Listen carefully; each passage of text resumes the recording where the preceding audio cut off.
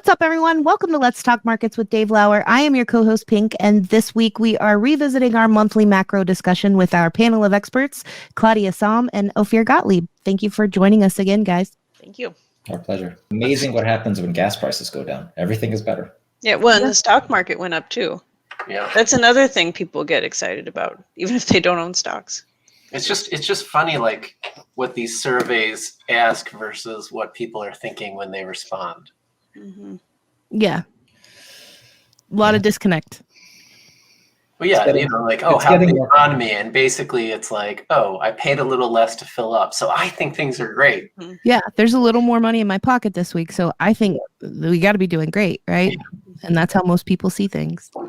I mean, Claudia, you must have talked about at the Fed, like there's this undue importance on gas prices because, I mean, it's something people can name to the 10th of a penny, right? Whereas you ask someone how much eggs are, they're like, I don't know, $3 to $6. Yeah. But No, gas, yeah. Well, and honestly, the consumer sentiment, business sentiment, I mean, the Fed looks at it, it's in some of the models, but it's really not something that they use a lot. The inflation expectations, oh my gosh, like that's, the center of all monetary policy, which is ridiculous because it's from the same surveys. That's right. Yeah, no, I think the thing that I've talked to a lot of people now about like what the disconnect is. I even said on Planet Money, and I somewhat regret this, saying, hey, I'm still trying to figure this out. If you've got ideas, send me an email. I got a lot of emails. And so a few of them were pretty creepy, but most of them were. I can imagine. Yeah. Yeah. So, as they say, RIP your inbox, right? Yeah, it was really a few were kind of disturbing. But I think the theme that I buy into some is people look better on paper, but they feel worse. Or they feel insecure. And I'm like, well, my peers, not me, have told them for 2 years a recession was right around the corner, and nobody's prepared for that. So I say, yeah, I can kind of see that one. But otherwise, I mean, there's more than economics going on in there. A lot of the sentiment with the Democrats, especially the further left, is just a protest vote against Biden. So I don't know. But yeah, I got a lot of feedback on the disconnect. So asking you I don't even want to on the know. internet. I can only imagine what came. Yeah, I really enjoy following you on Twitter because I get to watch that happen in real time. It's waters that a lot of people dare not wade through. So I commend you on that. Thank you. Yeah, it's the stuff that. I mean, you made me feel much better last time about the Chat GPT bots and because I thought like some of these people sound real. I mean, you can tell if it's a crypto like, okay, fine, you're not a real thing. But what I've had the hardest time with are some of my peers that are further left. And this whole like, you don't care about people, blah, blah, blah. It's like, how many hours did you spend on the rescue plan, on the child tax credit? It's like, no, you are not going to come and do that to me. And that's the piece that kind of hurts. Like, because I do know these people, and some of them know that I've worked on it a lot. So you can disagree with it, you can be angry, but don't you dare tell me I don't care. Yeah. Right? Like, I'm curious if you don't, and you don't have to answer this either, but has it always been that partisan in the field, or is that like a recent trend that has been an uptick in the last several years, or in terms of the sentiment numbers, or in terms of like my peers? When you discuss with your peers, has it always, because I guess in my mind, when you talk about economists, we would like to think that a lot of it is it's nonpartisan discussion. It affects everyone. So I'm just wondering how much that, I guess, cancer has spread into everything, being political. If you work in fiscal policy, I don't notice this in markets and we can hear the other side of this. Like, fiscal policy is just inherently tied up with politics. Of course. And so I was shocked, and my husband, who grew up in DC, dad was on the Hill and all this, he thinks I was silly not to think this, but at the Fed, really, like as a staff economist, there's no politics. I mean, we had people from right to left to I mean, we had like all over the place. You just did the job. Like you did the forecast. It's not like there's politics in what's going to happen to GDP, right? Like you just do the numbers. Right. And as soon as I left the Fed to work on fiscal policy, it's like, oh, wow, this is really political. And frankly, what's disturbed me the most is who gets to advise on policies is very political. Like by this, I'm a little black sheep in the Democratic side of the, and it's like, I work on all this stuff, but like, they won't talk to me because I refuse to just like, whatever the party talking points are, that's what you say. Yeah. And you can't. And you would think people who at this point have a track record of being wrong and failing constantly would be outside of the room, and yet they continue to have the seat at the table and be put onto boards and esteemed. And it's just amazing how wrong some of them have been for so long. Yeah. So it's a little depressing, but I mean, that's just how it works. You know, like I'm an independent economist for a reason, and then I get a lot of perks from being independent. So do you think along these lines, from a monetary policy perspective, even though, you know, the staff economists are, you know, probably very analytical, and even, you know, it's hard to not think that some of the ultimate policy decisions, that there is some partisanship being, you know, that affects them in some ways. So nothing in Washington, D.C. is untouched by politics. Right. Right. So as a staff, we just do the work. The higher ups, I mean, they're very aware of the politics. I mean, one example, like the Fed doesn't have to do the government shutdown. I mean, they print their own money. But if the federal government shuts down, the board shuts down. Because it's kind of like they don't want to stick out as a, haha, we print our own money. You know, so they do a lot of things not to stick out. That's not the monetary policy. It's more the communication. I mean, this was part of the reason I would get in endless amounts of trouble when I was on Twitter. Like I was the first staff economist that went on Twitter. And I'm like, it doesn't say that I can't do it. Because I mean, they had no social media policy. So basically they wrote it up watching what I should and shouldn't do. I mean, the entire public affairs staff, not all of them, but I mean, the head of it followed me. And if I screwed up, I mean, I got a phone call from my boss, like in 10 minutes. I was like, but that's the thing where I would wonder, there was no particular rule, because sometimes it was fine for me to be tweeting about the economy, and sometimes it wasn't fine. You know, like I basically stopped a lot of that when Trump was in office, because it was clear like he kind of had something. But I don't think the way the politics will affect the Fed this next year, and I've been pretty adamant that the markets, like for a lot of reasons, they need to take whatever they think the Fed will do and add a meeting, because they're going to be they're going to be really conservative just because they don't want to be Arthur Burns, and they're also going to not want to look like they're pro Biden. So I just think they're going to be a little slower, and that could be unfortunate, right? Because if they really should do one meeting earlier. So, but I think that's the thing. They're they don't want to be in the politics. So it's, and sometimes I think they overdo it to stay out of it. If that makes sense. Yeah, that makes sense. That's scary in some ways too. The economy continues to march along. The numbers continue to look good. Some would say not, even though the numbers look good. So, you know, as always, we're talking vibe session. And amazingly, that word has now been added to the dictionary. Our hats off to Kyla. That's so cool. It's crazy. Not everyone gets to make up a new word. That's an accomplishment, I gotta say. So, you know, let's talk about, I guess we, you know, it wouldn't be a conversation with you, Claudia, if we didn't start with the Sahm rule. You said recently that your baseline is that now the Sahm rule does not trigger. It's close call. I think the last unemployment number was a nice drop relative to where it had been, and maybe made that. I think that's when you tweeted that out. So yeah, let's talk about that. What do you think? And you think if it does trigger, it breaks, then you're still pretty much on the no recession camp, in the no recession camp. Right. In general, I'm sure we'll talk more about this. I am leaving 2023 more optimistic. I mean, wildly more optimistic than I went in 2022, or when we came into this year, which is actually a low bar, right? 2022 was really bad. So what we've seen recently, which I find very encouraging, are signs of the labor market. I mean, we've watched it rebalancing, but it really looks like it's getting to a place that's sustainable.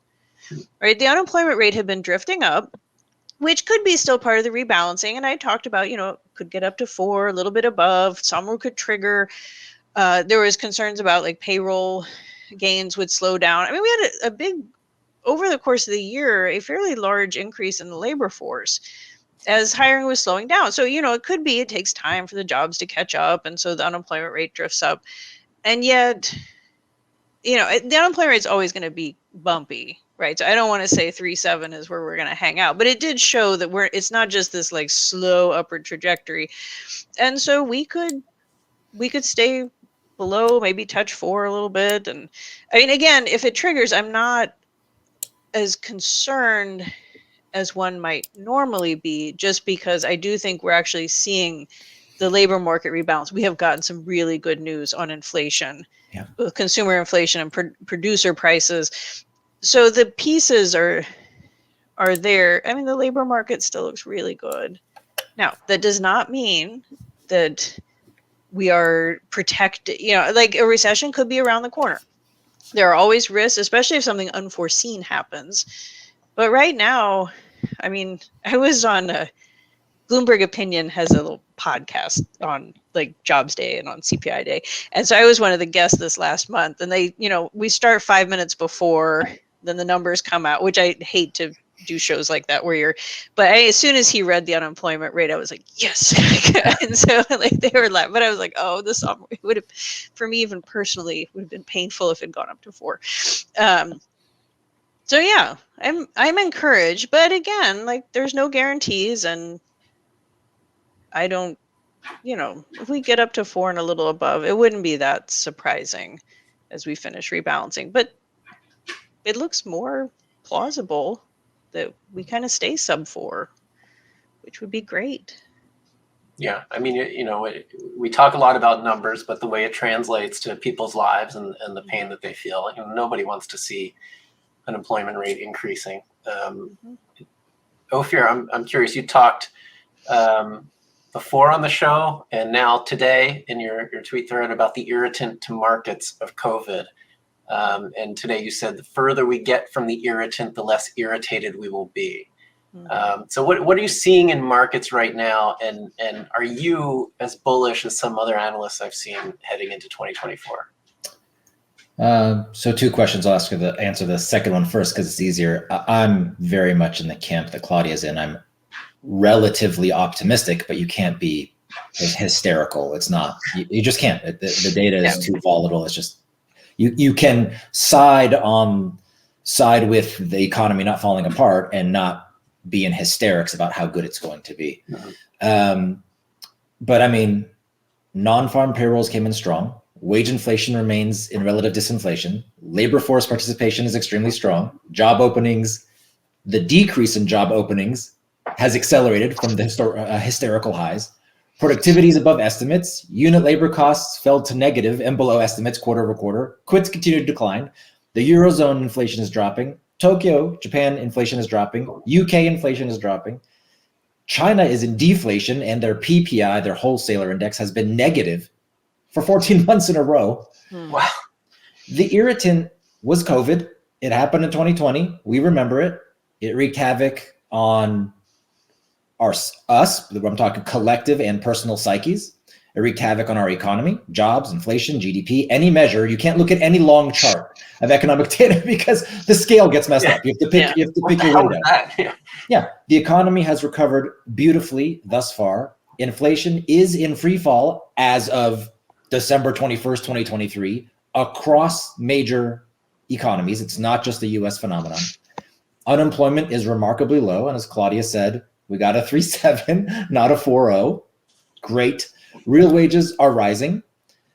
And at the same time, this sort of discombobulated behavior that we were seeing, people quitting jobs to get higher wages, but at enormous rates, or goods, like this enormous demand for goods or stay-at-home behavior, that's easing. And it's easing because the irritant is moving further and further away.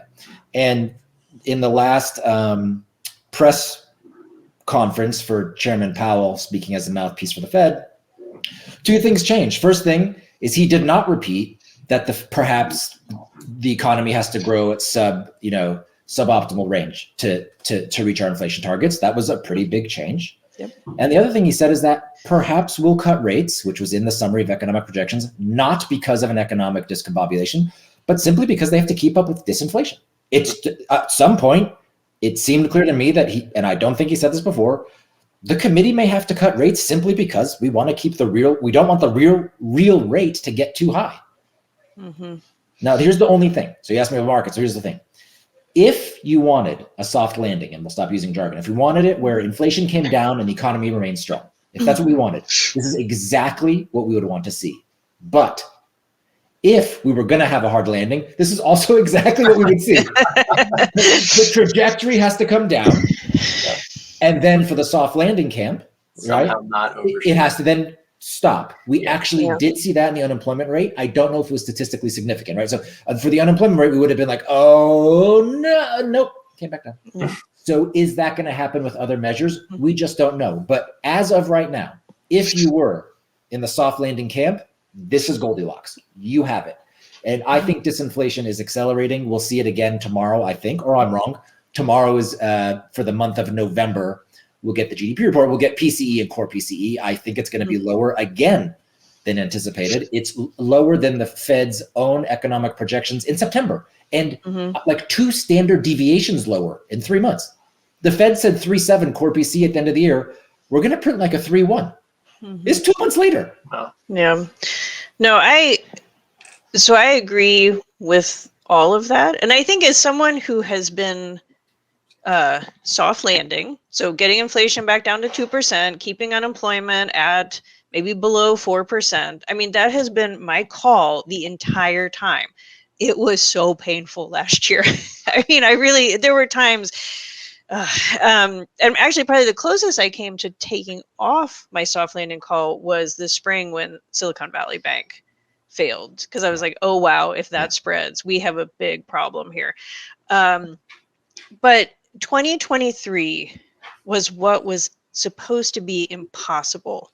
We had massive disinflation from like 9% CPI inflation down to 3% CPI inflation. And the unemployment rate is on its longest stretch below 4% since the 1960s. And GDP growth is, I mean, we got to be above trend. I mean, that productivity growth can't be that good. I mean, we're going to finish out the year, real GDP growth at like 3%, real consumer spending at like 3%. I mean, we won't know the fourth quarter until later, but the tracking estimates look really good. I mean, people are out there spending. Yeah. So that's the piece. Like if it were the Fed doing this, which I think the Fed has been largely irrelevant in this cycle. I mean, they've done a lot to financial markets. They've done a lot in the housing market. But if the Fed, their tools are to slow down demand. And that's the channel with which you're supposed to get inflation down. There is no slowdown in demand, which means, and I absolutely agree, the irritant, COVID, and then later we had Ukraine, particularly in commodity markets, that's what we were working through. And it's so clear now that had to have been what we were working through, because otherwise we would have had to pay with higher unemployment and less demand. So, and that's what the Fed finally threw in the towel on how much of this was demand, because you saw in their prior forecast, like when they started the year, they had like real GDP growth of like 0.5%. I mean, something really low. They didn't ever, well, there was only one, I think, meeting where the staff had a recession in, and Jay even at that meeting was like, that's not my forecast. But they clearly had this demand channel, right? Because the raising the rates, the growth would be lower. They had unemployment drifting up above 4%. Not going further, but I mean, it was clear they had much more of a demand component than it looks like this was. Yeah. So, I mean, I've talked recently, especially in the last few months, it's just been so encouraging. And then Jay, like, Jay Powell was the happiest I have seen him at a press conference since like early 20, actually probably the whole cycle, because he didn't look real happy in 2020. And I mean, like Marcus just ate it up, but he was legit positive in what he said. And he should have been. And then I loved it like 2 days later. I mean, the communication policy at the Fed drives me bonkers. But the SEP was relatively well behaved this time, and Jay was really clear, and it was clear they were really thinking about cutting rates. Which at the last meeting, he's like, "Oh, we're not even thinking about it." I'm like, "Oh my god, we have to be thinking." That was crazy. Yeah. So, but this time he's like, "We're thinking about it." So markets, woo, treasuries fall. And, and then like 2 days later, John Williams, who's the president of the New York Fed, comes out and is like, we weren't even thinking about rate cuts. And I'm like, dude, you literally contradicted like almost word for word what he said. And markets, like on Twitter, people were just making fun of him. Yeah. Because it was just he's in ridiculous. the Fed saying rates are going to be cut, right? Yeah. I mean, he's in Troika. It was I was like, wow. So sorry. I was going to ask you, Claudia, don't you think that, or not, don't you think, that's a setup. Do you think that part of the reason the market, I think this, and then I want to know if you do, part of the reason the market reacted or didn't react to Williams is because the Fed has hammered in our heads so vigorously that they are data dependent, that in a certain sense, the market has its forecasts, and it actually doesn't matter what John Williams says, or what it just matters what inflation comes in. And that's why I've been saying for a very long time, inflation is the only thing that matters. What the Fed thinks doesn't actually matter. But if they see inflation come down, okay. And if they don't, okay. And John Williams can say whatever he wants, because in fairness, even the great John Williams, his predictions and forecasts are no better than anyone else's. Right. So I absolutely agree. The only game in town are the inflation prints. Now, I do think that we could see some turbulence in the first quarter for some of it's wonky, technical, seasonal factor, blah, blah, blah. This is not going to, we can see the runway, right? But the path to it is not going to be just, smooth as it can be. Now, I think, so yeah, inflation data is going to be the most important thing. How do I put this? So like when John Williams went out and tried to walk back what Powell said, it's like, no, because I think, and markets, I think, should agree with this, that first of all, Jay Powell's the chair. One should always listen to the chair. And also he comes from markets. Jay knew exactly what he was doing when he said, I have this feeling like John was trying to do this subtle thing, and subtle is not his thing. I mean, it's not my thing either. But I don't think he meant to contradict Jay, but he did. But yeah, it's like, believe Jay. I mean, not only is he chair, like he knows what he's doing. Now, I do think markets, I don't think March is on the table, honestly, because I do think they've only got 2 inflation prints, and one of those 2 is going to make us sad. Probably not both. And the other thing, it's like my whole thing about whatever you think the Fed will do, and frankly I think they should have cut at this last meeting, but like take it one more meeting, because they're going to be super like, oh, we need 2 more inflation prints, or because at this point it's like, look around, like inflation is coming down. So if you're like, oh, we need to see substantial progress in disinflation, it's like, that's what you got. So it's clear to me that they really have a high bar. And yet, I mean, he did open up the possibility of March, right? Like it could be very much consistent with what he said. I mean, if we get 2 knock it out of the park CPIs, well, maybe. But I think May 1 it still to me is more likely. But I mean, I went into that meeting thinking June, and listening to him talk, and particularly the PPI, my God, that was so good. On that morning, I was like, okay, no, I think May is more likely. But yeah, and also at the end of the day, like what they should be doing is cutting in December, because inflation's been coming down. And yet, at the end of the day, what people pay are the market rates, the mortgage rates, the business loans. And those all fell as soon as he had his press conference. So and again, he knew what he was doing. So it's really, it's kind of fascinating to watch. It's a little scary. My biggest risk factor for next year is the Fed doing something that blows up markets, like that they create a sufficient amount of uncertainty. And I mean, there's always little pockets of fragility or bad management or so there's something, if you poke on it, it could break, and then it could transmit into the real economy. But they've Do you handled think something like that would come from a policy, like a monetary policy decision, or just something that they say that is taken the wrong way? Well, I had been concerned, and again, my probability on this risk went down after the press conference, because when we're going to the press conference, you had really sharp investment banks with forecasts for the first cut that were like fourth quarter to first quarter. I mean, Goldman kind of moved theirs into the third quarter right before. That is a huge amount of uncertainty as to what the Fed is going to do. And like money has been put on various ones. So if they don't have some clarity, then when it actually happens, somebody's going to be unhappy. But what he did is they moved all the forecasts forward. Yeah. I mean, hell, Goldman went from September or something like that all the way to March.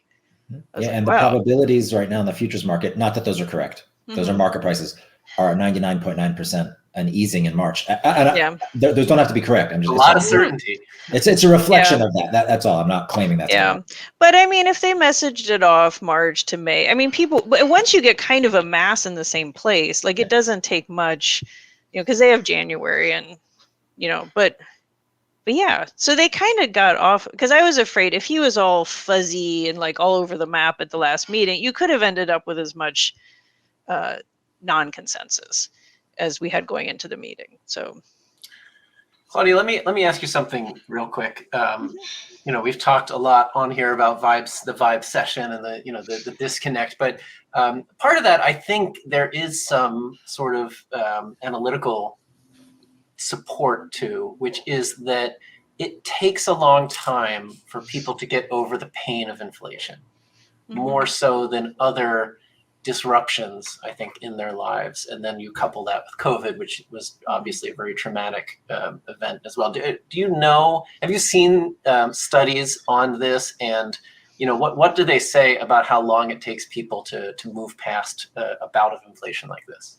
Right. So I think taking this lens of an irritant and how it takes time to work itself out. I mean, absolutely, COVID was a very disruptive in people's lives. And I think it's created this dark cloud over everything. I mean, I know people are like, well, I think we were talking about this earlier. It's like, I don't even want to be hopeful about next year, because who knows what could happen, because every year something bad happens. I mean, I am very optimistic, but I can totally see it. Right. And I mean, really, we've had a run of bad luck. It was, and I'm always like, the asteroid would be inflationary. Like, I don't know what things can happen. So I think there's that. And then absolutely the inflation, and I've certainly talked to people who clearly have enough money to deal with inflation, but they're still angry about it. Right. And they want to complain. And then that is clearly negativity. And it's like, I get it.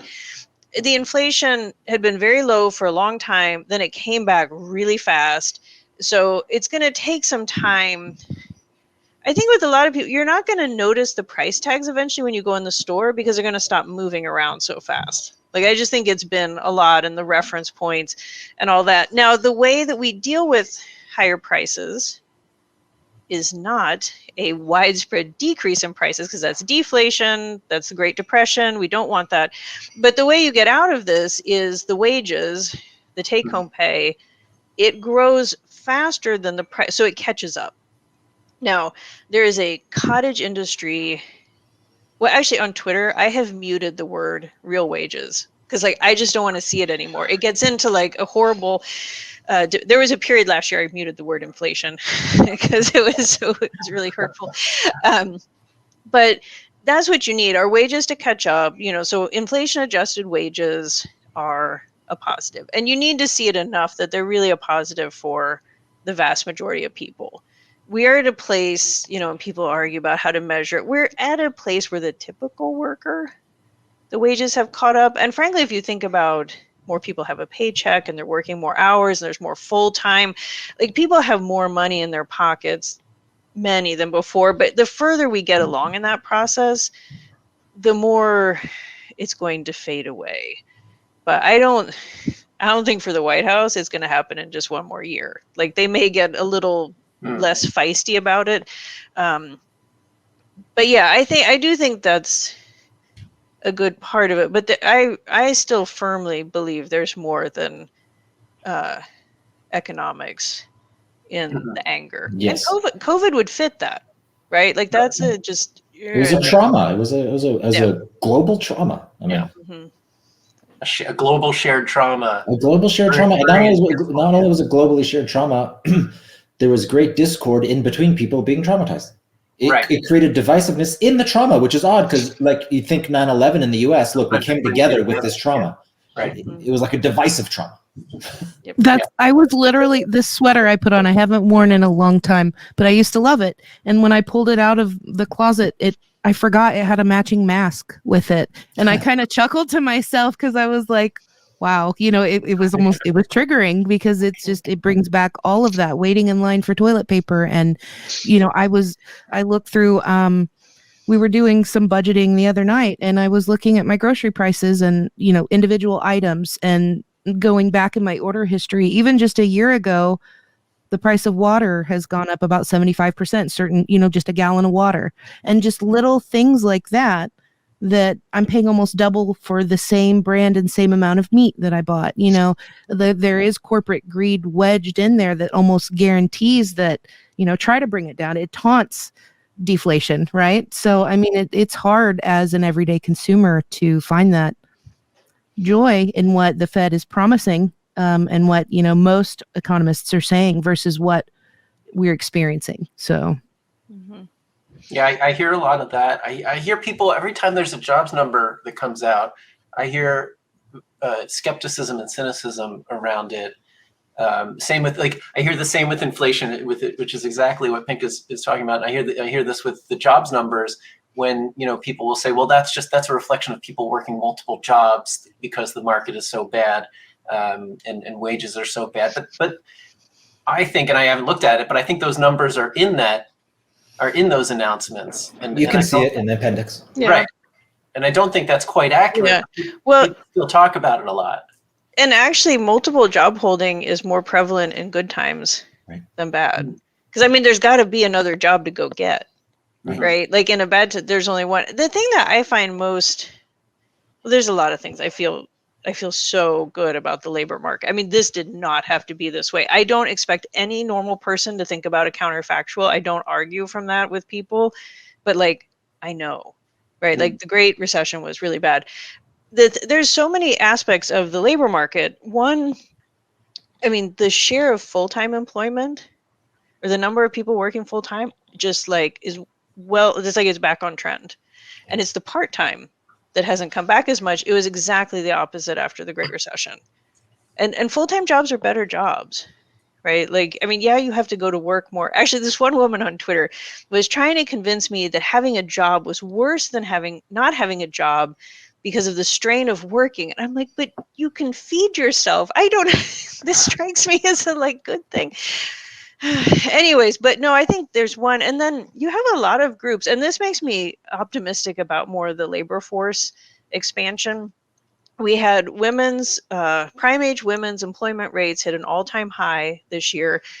Black men's labor force participation hit an all-time high. Workers with disabilities have an all-time high. So, I mean, there are groups that are often on the margins who are in the workforce. And there are always, we should not rely on a full employment economy to take care of all the problems and take care of all the people in the country. I mean, the United States should have a better safety net, just full stop. And yet, if we don't have that safety net, and I'm not holding my breath for it, well, then having a full employment economy is better than not, because you're bringing up as many people as you possibly can. But yeah, people do not want good news. They are not having it. And I'm not going to tell them how to feel. But that's very human, by the way. When we get it's very hard to let trauma go. I'm just pointing just psychologically. I don't mean to go down this weird path. No, because the macroeconomics podcast has also become a therapy session. Yep. But it's very, very common for traumas to persist and to let the pain go. That can actually take a lifetime.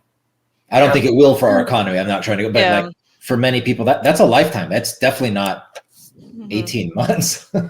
Yeah. We need the market to pull out their CBT workbooks. Let's work through what we were having to do last week. Let's let go of the anger. But that's so true. It's hard to let that go. Yeah, I actually said that today on Twitter. I said the trauma is ending. Now care for yourself and others. Like it's over. You can accept it. No, and I said on Twitter, I have PTSD from last year. And I mean, there's so much good news recently. Like it actually brought up all the bad stuff from last year. And somebody replied, you should try shrooms. I have a friend that really helped with PTSD. And I was like, yeah, I'm not going to agree with this. So it was very cute. You get a lot of helpful feedback. I'm not ready to disagree with that person. They might be onto something. All you need is Uncle Ben's. No, I'm just kidding. Here in Ottawa, a shroom shop opened up not far from me. And they're not supposed to, but apparently it's going to be okay here. So okay, then you have to do the next pod on shrooms. Okay. Yeah, we'll see. Only if you do too. Don't threaten us with a good time. All right, let me ask. I got to ask this question, Claudia. I get this a lot, and I'm especially sort of triggered by when you said the Fed had next to nothing to do with this cycle, and you repeated something similar just a few minutes ago. So a lot of people take exception with that, and they say, "Do you really think that ZIRP and quantitative easing did not contribute to inflation?" Yes. Is that really like that? Do you think did you ever foresee a scenario in which we could have come out of a zero interest rate environment without significant inflation? In terms of the real economy, I think if you were going to point to something that had an inflationary impulse, and I do think it did to some extent, the American Rescue Plan that put money in people's pockets, and a lot of money, like that had a demand. There's another piece of the demand that relates back to COVID. When we shut the U.S. economy down, there was a lot of pent up demand from that. So when they talk about the excess savings, which I do not like that label or term, but if you look at like how much money people had in the bank relative to kind of what you would have expected before COVID, the bottom 80% by income, it was largely from the stimulus. Like you could chase it back to the checks and the unemployment benefits and the child tax credit. And then at the top 20, which actually was half of the excess savings. I mean, rich people like have more money. That came from shutting down the economy and not being able to spend. Like that was their pent up demand. So it was kind of this, we had fiscal, we had some very unique circumstances with COVID that pushed demand, like the whole revenge travel. I mean, that was like I couldn't travel before, so now I'm going to take 3 vacations. Yeah, I remember that being a hot topic of discussion, like, late 2020, early 2021, talking about how they're going to come back and they're going to spend with a vengeance. and they did. So that's, to me, like the much stronger demand side is like money. Like the Fed does not give people money. We haven't gotten to that place yet. Maybe we'll all have Fed accounts someday, but it's coming through the fiscal and some unique features of this extra demand impulse. I just don't, and it's going to be important for the debates that I have with my peers in the future. So this is why I'm so adamant about this is not the Fed. Again, if it were the interest rates going up or the quantitative tightening, right, it would have, you would have seen demand soften. Like there's just no way you can look at the last year and say demand softened. I mean, it rebalanced some, but I mean, honestly, like GDP growth and consumer is just like totally chugged along. So that's real economy. And I mean, frankly, we're really lucky that inflation was not demand driven. Entirely, because the Fed would have really had to keep cranking this year. And we would have had a recession. And we would have had a recession because they would have had to do a lot to break, because there's just so much. We had so much strength in the consumers and labor market. So, and that's where the Fed was watching the data. Like, and actually the team transitory, I cannot believe they use the word transitory, but whatever. Economists should not be allowed to give labels to anything. Claudia, the memes we got out of it are legendary and gold. And I was always team transitory too. The thing we got wrong, and this actually was important and painful, it wasn't 1 year transitory, it was 2. Right? Or 2 plus a little bit. So I mean that extra year really meant something to people. I mean, that was more prices. So the Fed always knew that was likely what was going. So I mean, they were watching very closely this year But if it had been demand inflation, we would have been this would have been not good. I mean, yeah, Claudia, to strengthen your argument, we had a decade, 2009 to 2018, we had zero interest rate policy, and we couldn't get inflation. We wished we could get 2% inflation. Yeah, that was so cute. They kept forecasting it at the Fed. Yeah. Monetary policy does not and has not caused inflation in the United States. Fiscal policy, if you're sending money to people, will, and it did. Yeah. This is not so. There's so much data to support this. It's not. Yeah, my hope is. I mean, I think the asset-backed purchase, so quantitative easing, quantitative tightening, like that should be kicked out of the toolbox, or they've got to figure it out. Well, I think in 2020 it made sense, absolutely made sense. Open up every lending facility under the sun, get markets stabilized. In hindsight, and I didn't think this at the time, like 2020, they should have stopped. Right, that's right. We should have stopped at 2020. And I think because there was a new president, it doesn't matter Democrat or not. The first 100 days, right? Here comes the fiscal policy. They got to send money out. And Trump, before he went out, and the Congress at the time, well, they wanted to send money out before the election. We had these two things, which were trillions upon trillions of dollars, literally in fiscal policy, which probably wouldn't have happened if it wasn't election years. Yeah, and that's what I think. Well, they still like the quantitative easing, quantitative tightening. These are the unconventional monetary policy. It's not like the Fed thinks they work one way, markets think they work another. I mean, it's kind of a black box what it does, and yet it can be very disruptive in financial markets. Yeah. And in the house, I mean, they have completely messed up the housing market. I mean, COVID helped too. There was like moving around, like there were some very special circumstances, but you went from like 0 interest rates. Everybody refied, or mortgage rates of like under 4%. Everybody refis, even high twos. Yeah, and then you just shoot up interest rates 5 percentage points plus, and like nobody wants to sell their house. You have this demand, and like house prices go up. I mean, like all kinds of weird things were happening. It didn't transmit into the real economy, largely because. I mean, all these homeowners were better off than before because they have lower mortgage payments. And then really the fraction of the U.S. population that is looking at any one point in time to buy a house is not that big. I mean, the high interest rates are going to mess up construction, although actually some of the new starts look pretty good. So to me, like that was what they did with interest rates, and the asset-backed purchases added to it just completely mucked up the housing market. And frankly, I think they created more. I don't know, Ophir, you would know better, but my sense was it just caused like the markets to be a little more bouncy or something than they needed to be. It did, but we have evidence that a Powell-run Federal Reserve has done this before, even without a pandemic, at the end of 2018. Right? And that was far calmer. There was no pandemic. It just simply, and that caused here's a weird statistic. December 2018 was the worst month in the S&P 500, the worst December in the S&P 500 ever, including the Great Depression. Oh, what? Wow. I didn't realize that. Yeah, it was the worst December ever, not the worst month ever, the worst December ever.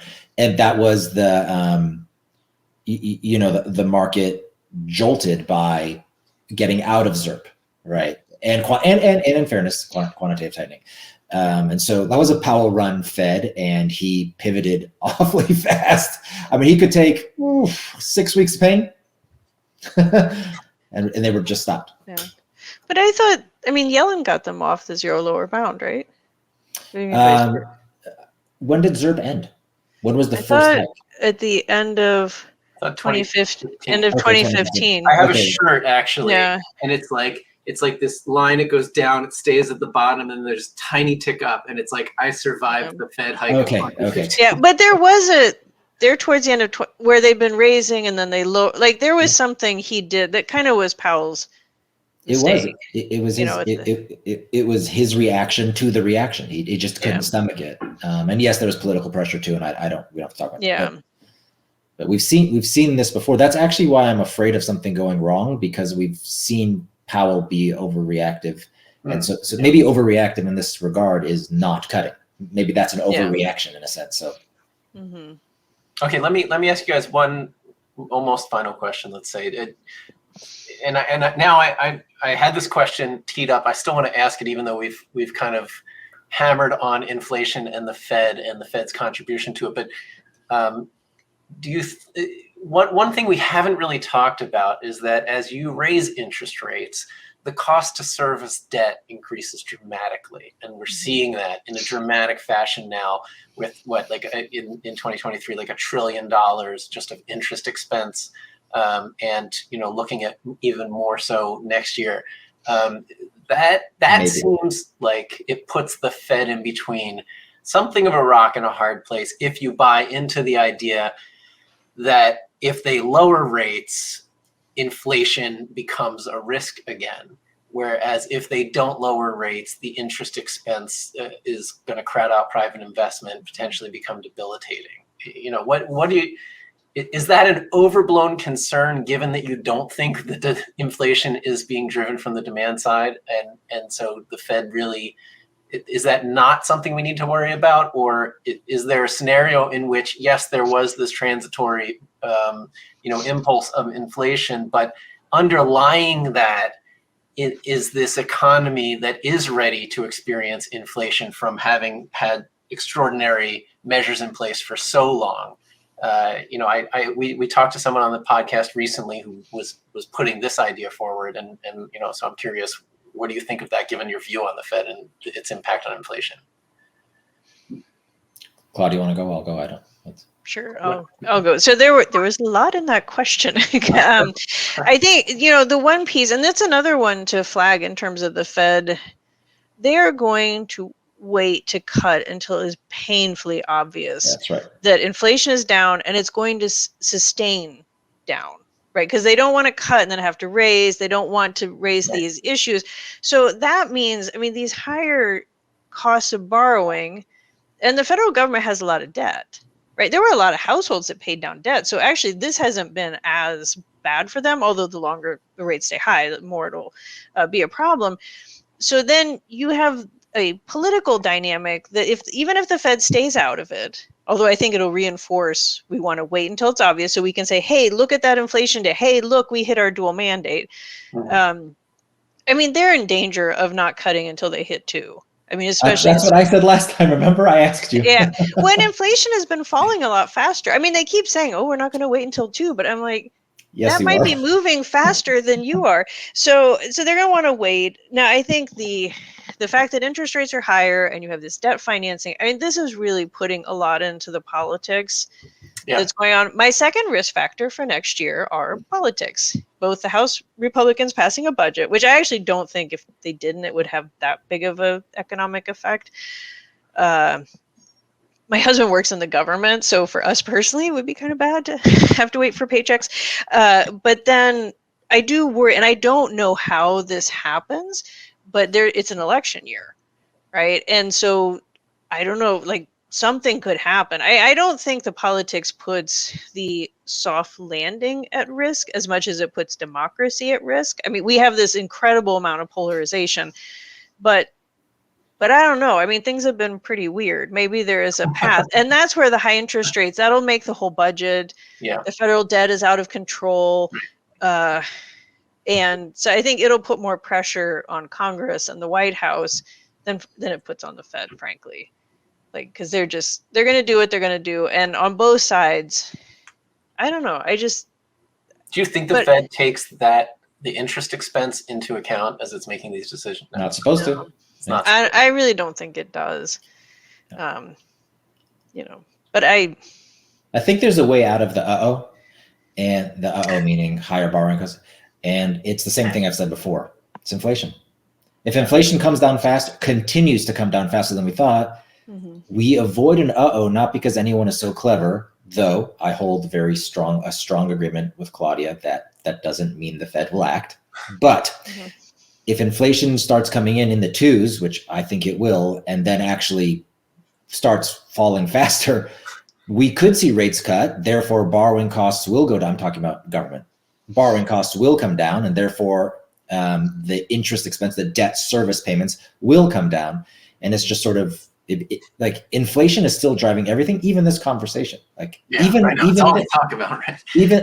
this. And I agree wholeheartedly with Claudia, and I brought it up this time or last time. I asked, I said, well, when is the Fed going to cut?